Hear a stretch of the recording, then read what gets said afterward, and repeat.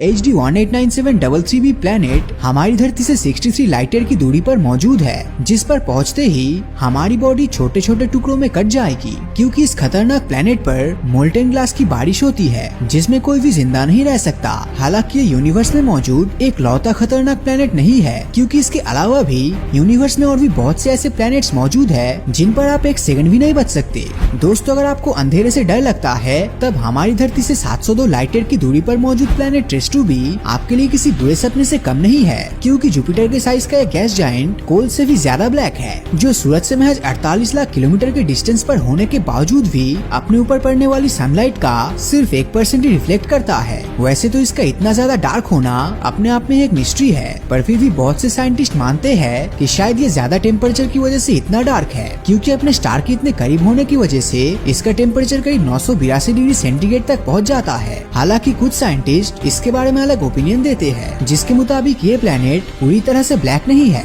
बल्कि ज्यादा गर्म होने की वजह से ये आग की तरह फेंट रेड ग्लो एमिट करता है। अब अगर आप ये सोच रहे हो कि ये एकलौता ऐसा प्लेनेट है, तो आपका सोचना बिल्कुल गलत है, क्योंकि एस्ट्रोनॉमर्स ने हाल ही में कुछ ही समय पहले नेपच्यून के साइज के बराबर का एक और गैस जायंट प्लेनेट खोजा है, जिसका नाम HAT-P11b है। दोस्तों, ये धरती से करीब 122 लाइट ईयर की दूरी पर स्थित एक ऐसा प्लेनेट है जिस पर हमेशा लाइटनिंग स्टॉर्म होती रहती है, जो इतने ज्यादा इंटेंस होते हैं कि उनसे निकलने वाले रेडियो सिग्नल्स को नासा के लगभग हर रेडियो टेलीस्कोप ने डिटेक्ट किया है। वैसे तो किसी को भी इन लाइटनिंग स्टॉर्म की सही इंटेंसिटी के बारे में जानकारी नहीं है, पर फिर भी इसका अंदाजा इसी बात से लगाया जा सकता है कि अगर इस तरह से पूरे प्लेनेट को कवर करने वाले कोई लाइटनिंग स्टॉर्म धरती पर आ जाए, तब भी वो HAT-P11b से निकल रहे स्ट्रॉन्ग रेडियो सिग्नल्स का महज 1% ही प्रोड्यूस कर पाएगा। जब भी किसी प्लेनेट के शेप की बात होती है, तब हर कोई यही सोचता है कि यूनिवर्स में मौजूद लगभग सभी प्लैनेट्स धरती के जैसे ही राउंड शेप के होते हैं, जबकि ये सच नहीं है, क्योंकि WASP-12b नाम की इस अगले प्लेनेट का शेप राउंड नहीं बल्कि एक के जैसा है।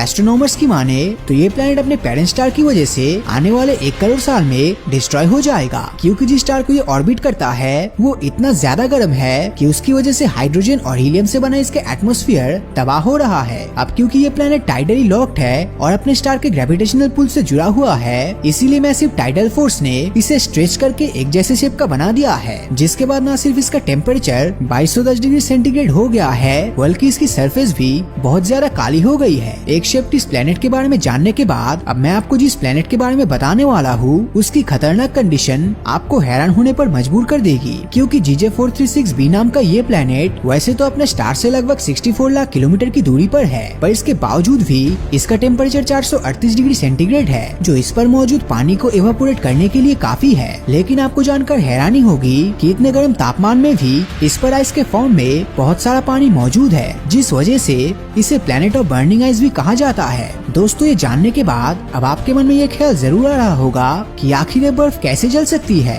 वेल, ये वाला बर्फ हमारी धरती वाली बर्फ नहीं बल्कि आइस-7 नाम का एक बर्फ होता है, जिसका स्ट्रक्चर न सिर्फ बहुत डेंस है बल्कि बहुत ही ज्यादा क्रिस्टलाइन भी है। वैसे तो सही मायने में कोई नहीं जानता कि इस प्लेनेट पर आइस-7 का निर्माण आखिर कैसे हुआ, पर फिर भी बहुत से साइंटिस्ट ये मानते हैं कि शायद इस बर्फ का निर्माण प्लेनेट के कोर पर मौजूद स्ट्रॉन्ग ग्रेविटेशनल फोर्स की वजह से हुआ है। ये बात सच है कि यूनिवर्स में बहुत सी अजीब चीजें देखने को मिलती है, पर जब बात प्लेनेट 55 कैनकरी की आती है, तब शायद ही कुछ इससे ज्यादा अजीब हो, क्योंकि धरती से करीब 40 लाइट ईयर की दूरी पर मौजूद ये प्लेनेट पूरी तरह से डायमंड से बना हुआ है। दोस्तों, इस प्लेनेट के डायमंड से बने होने के पीछे का रीजन है इसका एटमॉस्फेयर, जिसमें सबसे ज्यादा कार्बन है, जो इसके अंदर और इसके स्टार से आ रही हीट और प्रेशर को झेल कर इसके मास को डायमंड का बना देता है। अब एक तरफ जहाँ इस प्लेनेट की हॉट साइड का टेम्परेचर 2204 डिग्री सेल्सियस है, तो ही दूसरी तरफ इसके डार्क साइड में हाइड्रोजन साइनाइड मौजूद है, जिसने इसके सरफेस को सुपर हीटेड पॉइजनस फ्लूइड में कवर कर दिया है, जिस वजह से पल भर में ही किसी की भी मौत हो सकती है। खैर, जब बात मौत की हो रही है, तब मौत के मामले में हमारा ये अगला प्लेनेट सबसे आगे है, क्योंकि यहाँ पर आपको बेहद दर्दनाक मौत मिलेगी, और वो इसलिए क्योंकि HD-189733b नाम की इस प्लेनेट पर साइडवेज मोल्टेन ग्लास की बारिश होती है, जिसके नीचे आने से आपकी बॉडी कई टुकड़ों में कट जाएगी। इतना ही नहीं, इस जानलेवा बारिश बारिश के साथ इस प्लेनेट पर 8690 किलोमीटर पर आवर की स्पीड से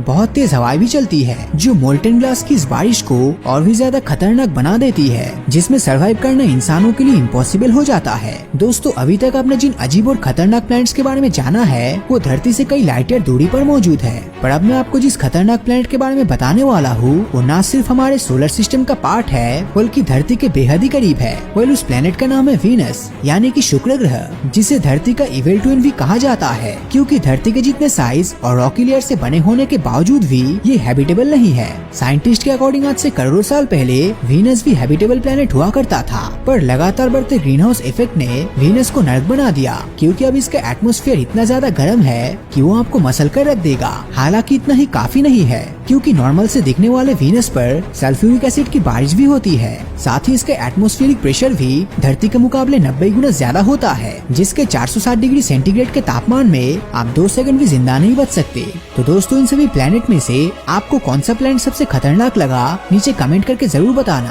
और अगर ये वीडियो आपको अच्छा लगा हो तो इस वीडियो को लाइक और अपने दोस्तों के साथ शेयर करना मत भूलना। और जिन लोगों ने अभी तक हमारे फेसबुक पेज को फॉलो नहीं किया है वो वीडियो के ऊपर दिए गए फॉलो बटन को क्लिक कर दीजिए, ताकि जब भी कोई नया वीडियो अपलोड होगा उसका नोटिफिकेशन आप तक सबसे पहले पहुंचेगा। तो मिलता हूँ आपसे अगले वीडियो में, और हमेशा की तरह थैंक्स फॉर वॉचिंग।